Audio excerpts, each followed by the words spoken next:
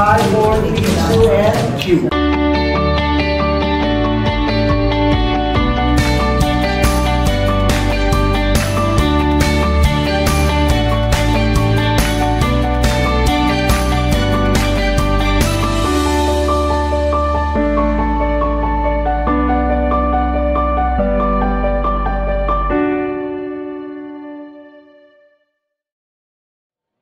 Hi friends! Welcome to our channel, the Snooki Serna channel. Mixed emotions ako ate, medyo nervous po ako kasi ang guest po natin ngayon ay very outspoken.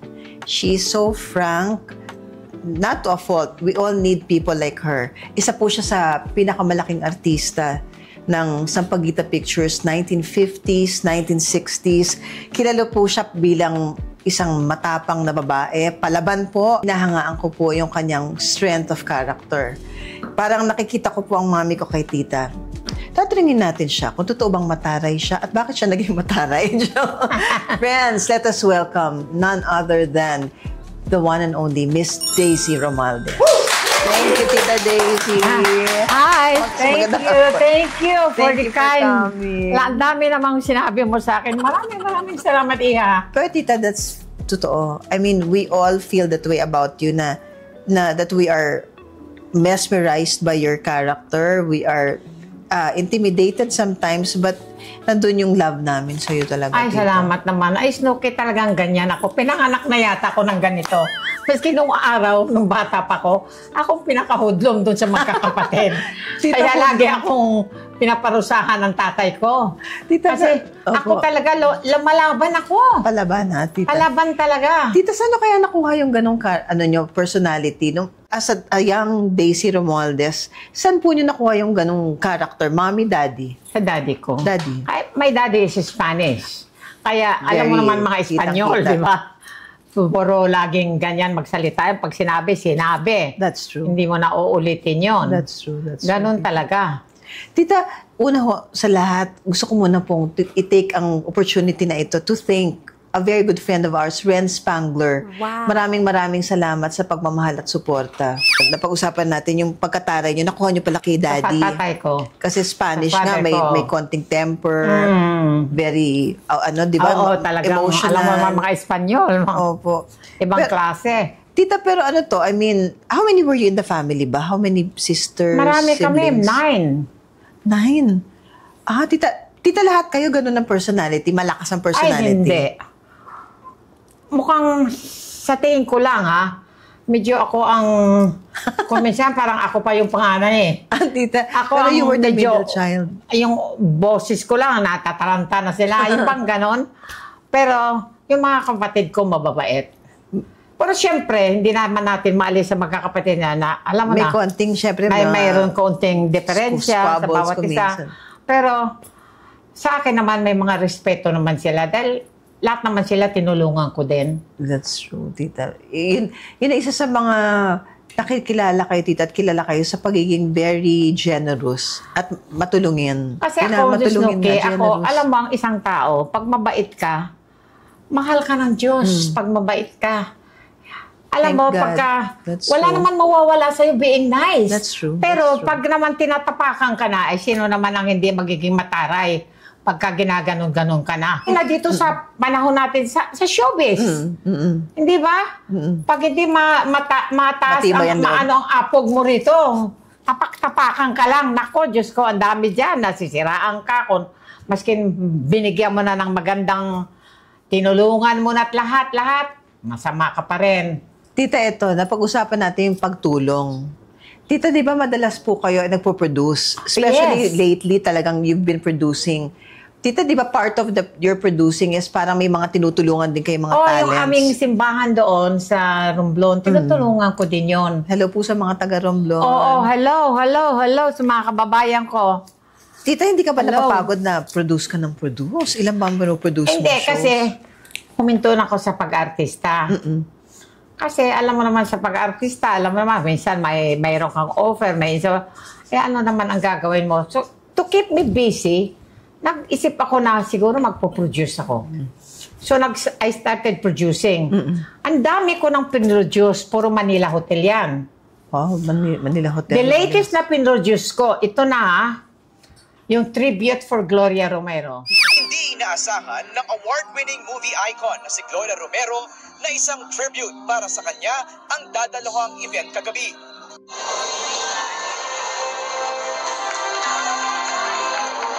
Kasama ang anak na si Marites Gutierrez at apo na si Chris, sinalubong si Romero ng kaibigang si Daisy Romualdez na siyang nag-organisa ng tribute. Ito nga, napag-usapan nga yung inyong, yung tribute na yon. Oo. Ito napanood namin kayo, talagang, ang daming na-touch, ang daming umiyak doon sa tribute, tita. Oo, marami. Kasi si Tita mo, Gloria, okay pa. Okay, siyempre, hindi lang siya pwedeng, sa dami naman ng tao doon, hindi siya pwedeng lapitan. Opo. Na malapit. Siyempre, nakaabang na si Marites, lahat nandiyan na. Ayaw ko rin naman dahil doon lang magkasakit. Tita, ba't ba kayo naging close? Paano ba nag-start? Ganito. I came from Concordia College.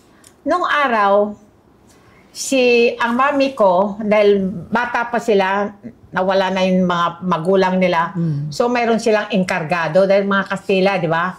So, nilagay sila lahat sa koleyo yung 3 babae. Oh. So, ngayon, si Mrs. Vera, the owner of Sampaguita, was also the classmate of the elder sister of my mother. I see. So, ngayon, nagkaroon ng doon, yung mga homecoming. I was there. Nakita ko ni Mami Vera. Talagang gusto kong mag-artista. Noon pa, sinasabi ko sa mami ko, gusto ko talagang mag-artista. Dahil hangang-hanga na ako kay Gloria Romero. Oh, tita. Naku, ngayon And namin that was nalaman the yan. start. Tita, so, sabi natin, tagahanga pala kayo ni Tita Glo. Tagahanga talaga ako. Yan ang isang babae, isang artista na talagang dapat siyang queen of the Philippine movies.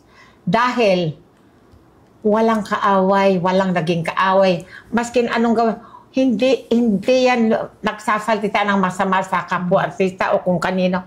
Wala akong narinig. Talaga, Totoo yan. Mahal na mahal niya ako. Parang kapatid na ang turing niya sa akin. Doon ako halos natutulog. Tita, paano kayo nag-swak ni Tita Glo? Di ba yung magkaiba kayo?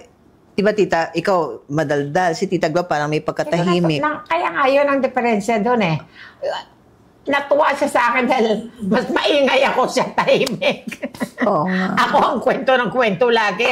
At yun ang isang babae na gusto lagi na sa bahay. Ako lagi nagsabi, Glo, mapagod naman tayo dito. Halika na, umalis naman tayo. Up to now. Yung friendship Never kami nag-away niya. Never. Walang kaaway yan, wala po talaga. Wala. Never. Tita, pag-usapan natin yung batang Daisy Romualdez. Sino ba ang batang Daisy Romualdez? Si Daisy Romualdez, di ba kanina kinukwento ko na kasi, isang mataray na bata. Lahat yata doon sa Romblon, Isang mataray na bata. Naging kaaway ko. May oras pa nung araw na parang naglalaro kami ng parang doktor-doktor pa ba? Yung isang kaibigan ko, sabi ko, kunyari ako ang doktor. Akalay mo, yung tatay ko kasi, second year medicine yun. Nung araw, walang mga doktor doon, wala. Pero may mga gamit siya, kinuha ko yung ringgilya niya. Nako. Tinusok ko doon sa isang kaibigan ko. Naku, nag-iiyak yung... Naughty pala, isang batang... Nagtago-tago ako. Naku, yung tatay ko, Diyos ko, papaluin kita. Bakit mo ginanon yan? Pero ako naman, I also have my good sides. Of course, Ako yes. naman, mataray lang, kung ang isang tao ay hindi naman dapat anuhin siya, kung halimbawa may ginawa naman siya, saka palalampasin mo lang, na hindi mo gusto. Nagtataray na rin ako doon. Tita, in short, ikaw yung tipo ng tao na you fight for your right. I fight for my right. That's right. Kung tama, tama. Kung mali, hindi. Pupunta na tayo sa iyong pagiging isang ina. Ayun. Ayan. Kasi napag-usapan natin, Ako, fighting for your right. Yeah, fighting for my right. Paano ang isang Daisy Romualdez bilang isang ina? Alam mo, Snooki, ako, di ba, 3 yung anak ko. Si Tina, si Danita, at saka si Carl.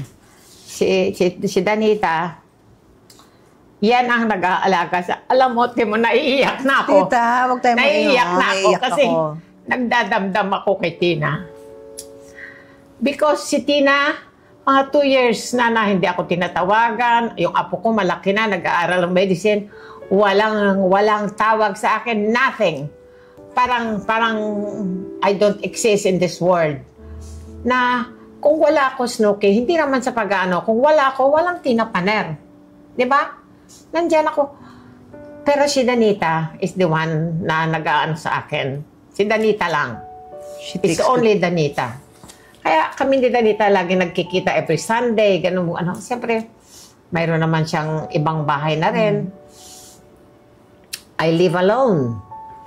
Si Manny naman nandun sa Antipolo. Tito, tatanungin ko pa naman sana, tita, kayo, kung, I mean, napag-usapan natin being a mother. Hindi pa tayo tapos doon, pero napag-usapan din of course, aside from you being a mother, you two are a wife. Kaya tingnan ko sa katulang, nandiyan si Manny Paner, yung basketball player. Bakit? So, siyempre, pumasok. Inumpisan niya ako sa mga ticket-ticket, oh. Paniligaw ko, 1 linggo ko siyang pinasagot. Uy, Hindi ha? Ganun ba ako kabilis? 1 week lang daw. Naku ha? Matagal-tagal naman. Ang nakakatuwa yung relationship ninyo ni Tito Manny. Kasi di ba po si Tito Manny yung cool na cool. Tapos ikaw naman yung outspoken. Tatanungin ko rin, tita, paano kayo nag-jive din ni Tito Manny? At paano ba yung inyong relationship at this moment? Alam mo, minsan, pag nakita mo, kami, makita mo. Pero pag kayong dalawa na, iba na. Pag yung makita natin na magandang sama namin, makita mo, kaya bait naman Tito Manny. Pero pag kayong dalawa na, marami ng gulo. Marami na, hindi ko na kailangan sabihin pa. Kaya nandun na siya sa Antipolo. Andito na ako sa Green Hills nakatira. Naku, darling, tapos na ang basketball. Tapos na. Huwag na natin. Ang isang pag-usapan natin is Snooki, ang isang pag-usapan natin yung pinag-uusapan ngayon. Yung si Kwan. Sino to? Yung nanalo? Yung Yulo? Aha, si Yulo. Carlos. Ako, I have nothing against him. I have nothing against him. Ang akin lang, ako talaga, sinabi ko ito ha, ang akin lang, Snooki, yes, tita. yung bang, ang dami na nagsalita about yung ganyan, kailangan ang magulang, mahalin mo, at may sagot pa siya na, kasalanan ko ba kung pinanganak nyo akong ganito? Tama ba yun? Sabihin mo sa nanay mo? Binuhat ka niya, kinarga ka niya ng 9 months, lahat yan. Ako nga sabi ko, ang advice ko doon tungkol kay Yulo, huwag na lang pag-usapan dahil wala naman siyang pakialam eh. Lahat ng tao na yata nagsalita, ang dami-dami na kung ano-ano mga sinasabi, nakinig ba siya? Ganid ng utak niyan, kaya kalimutan na natin. Yun lang ang gusto kong sabihin, kaya sinabi ko sa iyo kanina. Yeah, tita. Hindi ba? I have nothing against you. Kaya lang, nanay yan, respetuhin mo. Ako as a mother, I have loved my children. Lahat ng gusto nila, binibigay ko. Siyempre, pag nagkakamli, nandiyan na tayo. Ikaw, alam mo yan, nanay ka rin. Ang nanay, ang hirap ng katayuan ng nanay eh. Misa, maski na ayaw mo, oo na lang dahil gusto ng anak mo, dahil maski na ayaw mo kung gusto nila, susundin yung gusto nila eh. That's true, that's suko ka na lang.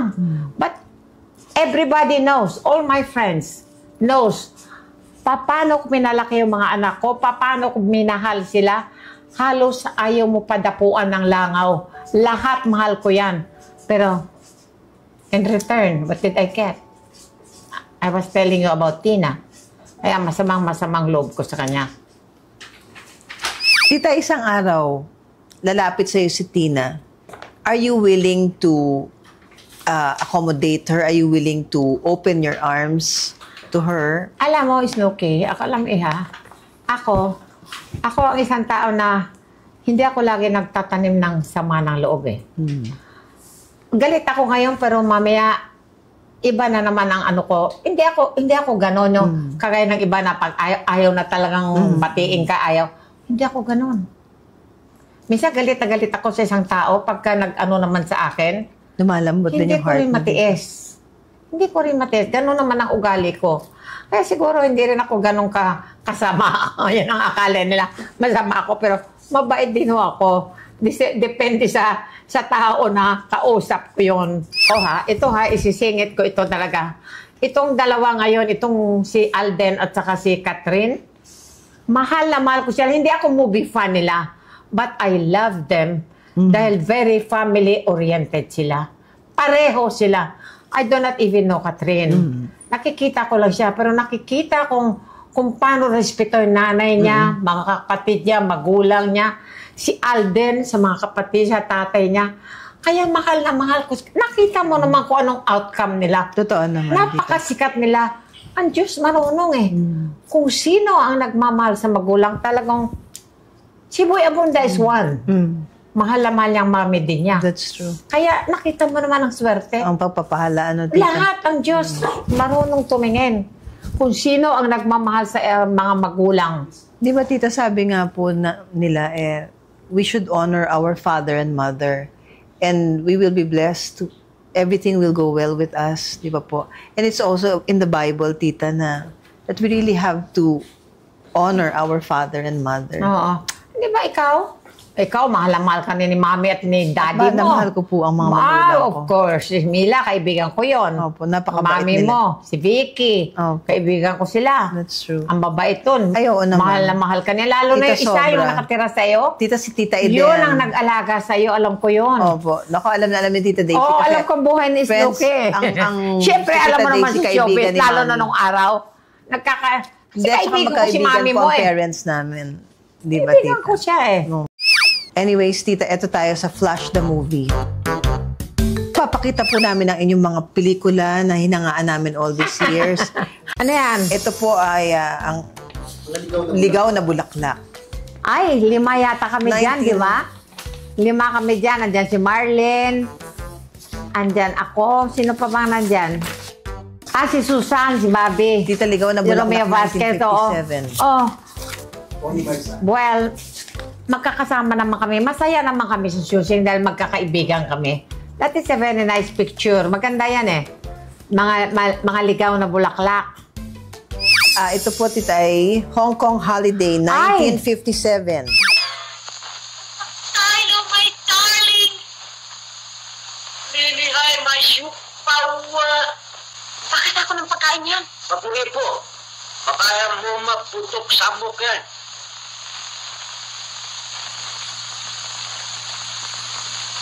Muna, sino ka nga ba? Ang pangalan ko si Ana. Ito kaya natin, pipilipit na sa hirap. Ikaw po kapadaptak pa ni bagong bintukan. Ito naman, paktulong naman yung tao eh. Papulit na yung nobyo ko ha. Kulang-kulang yan eh. Bagets! That maganda rin. Ang linis kasi nung Hong Kong nung bago kami pumunta dyan.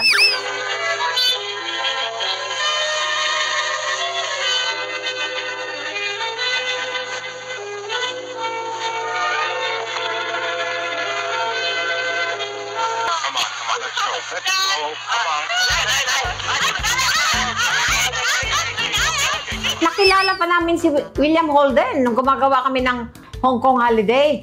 Tita, ano yun, namamasyal lang siya for a holiday, speaking of Oo, holiday. rickshaw ang tawag dyan, di ba? Rickshaw. Oo. Yes, Tita. Sumasakay kami, si Dolphy ang ano, di ba? O, ako naman. Masaya. That was fun. At saka ang Hong Kong noon, maraming tao. Ang ganda pumunta doon. Ang tagal namin dyan, 2 buwan yata. Tagal din, Tita. Tagal. Verdugo, 1960. Nako, ang mga matitigas na mga kalabang ko dyan, nakakatakot. Sila Van de Leon, di ba? Rick Rodrigo. Nako. Marlene daw din. Marlene, no? Mga galing. Ang mga kasamahan mo sa eksena, ang gagaling. Kaya kailangan lumaban ka din. Ito next film natin, Holiday in Tita. Bali. Nako. 1962. Napakaganda ng eksena dyan sa Bali. Alam mo ba, mayroon isang Amerikano doon na nakatira sa bundok. Nung nakilala ako, akalain mo kinausap si Mrs. Vera na gusto niya akong kunan ng hubad. Nagalit si Mami Vera, lalo na yun. No? Yung palang, lalo na pagdating sa akin, ano? Naku, hindi na balik. Kukunan ka ng hubad. Bakit naman, Tita, Aywan daw? ko, andun siya sa foreigner na nandun sa mga, sa mga gubat doon nakatira sa kwan. So, nung nakita ko, gusto akong kunan ng picture na, oh my God, nagalit si Mrs. Vera. Kasama namin doon eh. Nakilala pa ako ng mga dumating pa doon yung mga presidente ng Mexico. Akala naman nila ako Mexicana. Kasi ang shooting ko, dumadating sila. Naku, yung mga lalaki doon, naglapitan lahat sa akala ako Mexicana. Tita, very Spanish. I understand Spanish, but I'm not a Mexican. I'm a Filipina. Tita, next film po natin, Shake, Rattle, and Roll 2, 1990. Meron din akong inaasikasong life and death situation dito. Naintindihan mo? Sabihin mo kay Dr. Tan.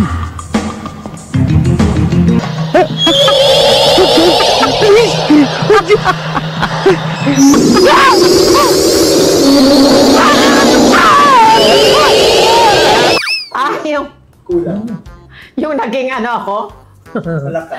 Peki Galiaga. Gustong-gusto niya ako talaga. Hindi, sabi niya, mag-guest ka talaga sa akin. Guest na lang din ako dyan. Sabi ko, ano ba, Peki? Ang role ko, doktora, tapos naging palaka ba yun? Or whatever. Kaya natatawa yung mga apo-apo ko ngayon nakikita sa TV.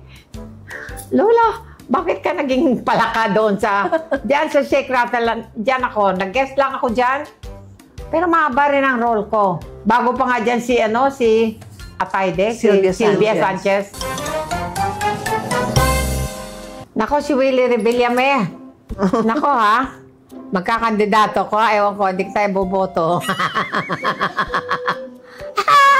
Willie, anong gagawin niya doon? Wala naman wawawin doon. Nako, Willie ha, mag-TV ka na lang. Mag-TV ka na lang, mas maganda pa. Sa TV ka na lang dyan. Yung show mo na lang ang intindihin mo. Wag na ang senador. At least honest ako. Kung magkaibigan naman kami.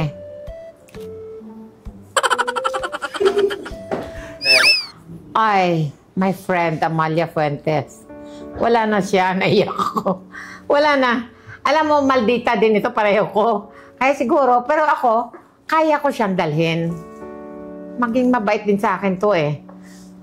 Well, wala na tayong magawa. But siya naman ang ating Elizabeth Taylor nung araw, di ba? Tita, memories mo of Tita Nena? Alam mo si Mulak. Mulak, I call her Mulak. Mulak, ha? Before she left for Korea, yung last na inatake siya, I was with her. Oh, we were talking pa nga na bibigyan niya ng foundation si Lisel, yung ganon. Mahal niya mga apo niya, mahal niya. Alam mo, may oras siya na hindi gusto si Albert. Mamayang konti, sasabihin naman sa akin na, "Hoy, Day, ang galing pala ni Albert Umarte. Eh, ikaw na naman kako, maraming sinasabi. Wala naman sinasabi yung tao." Di ba? Ay, nako, si Albert pinag-usapan na. Iha. Tita, wala na. Tapos naman yun. Nauna yun eh. Tapos na yun. Ganun talaga eh. That's true. Pero, wala akong masabi sa kaibigan ko. Well, may she rest in peace. Ay, Susan. Susan Roses. Susan. She's my friend. May you rest in peace. Inday. I call her Manang Inday. Alam mo, nung araw, kami, kanya-kanyang kwarto. Ibang si Barbara at saka si Amalia sa isang kwarto. Si Susan at saka ako. Si Gloria, dahil siyang queen namin, solo lang kwarto. Di ba may mga kwarto kami nung araw para kami mga sa Sampaguita? Para kami mga kulhiyala. Nasa dorm. Kanya-kanya dorm. Kanya-kanya kaming kwarto. Eh si Susan, napakabait naman ito. Ninang din ito ni Danita. I love Susan. Well, silang dalawa ni FPJ, ni Rani. May you rest in peace. Kayo dalawa. I love them. Wag na to. Wala na yan, Day. Ay, oo. Wag na yan, Day. Wag na. Zero balance na. Sino yon? Words to ponder. From John chapter 14, verse 26.